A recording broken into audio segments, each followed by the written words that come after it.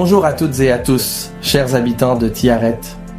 Aujourd'hui, nous vous invitons à explorer un personnage historique dont le nom reste souvent dans l'ombre, Aimable Pélissier.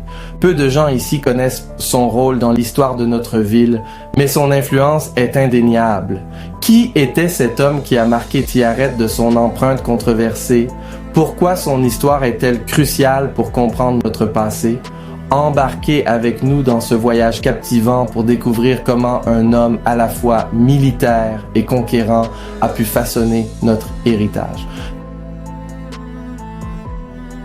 Prêt à plonger au cœur de notre histoire locale, qui était Aimable Pélissier? Né en 1774 près de Rouen, Aimable Pélissier n'est pas seulement un militaire, il est l'incarnation d'une époque où la force était synonyme de pouvoir. Son nom est souvent associé à une idée de pacification. Tiaret, un territoire stratégique.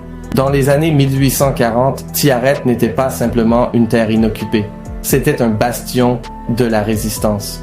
Une forteresse, symbole de courage et de détermination. Pourquoi cet endroit, si riche en histoire, attirait-il les convoitises françaises, et en particulier celle de Pélissier? La mission de Pélissier, une stratégie de terreur. Envoyé par le gouverneur général Bugeaud, Pélissier est chargé de briser la résistance de l'émir. Il ne vient pas seul. Il est à la tête d'une armée déterminée à imposer un nouveau pouvoir, prêt à anéantir tout symbole de lutte. La naissance de la redoute, fort ou instrument de domination.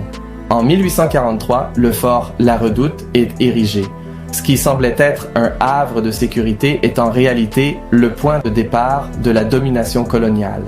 Ce fort marque le commencement d'une nouvelle ère à Tiaret, où contrôle et surveillance deviennent la norme. La violence structurelle, Pélissier et sa tactique de terreur.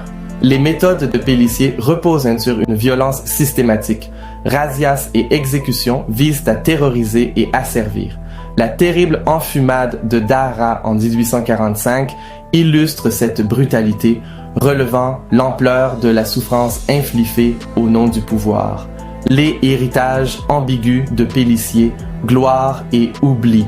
Malgré ces atrocités, Pélissier parvient à se hisser au rang de maréchal de France. Cela nous pousse à interroger un héritage douloureux.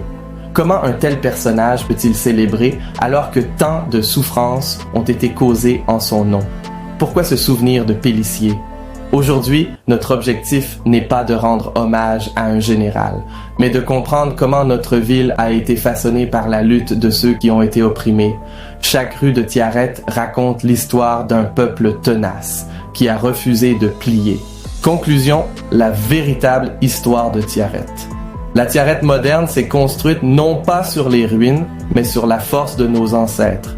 En revisitant la figure de Pélissier, nous célébrons notre mémoire collective et honorons la résilience de ceux qui ont résisté à l'oppression. Tiaret n'est pas seulement le résultat d'une domination extérieure, mais le fruit d'un peuple attaché à sa terre, à sa dignité et à sa liberté.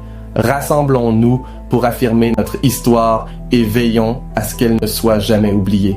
Merci et à bientôt.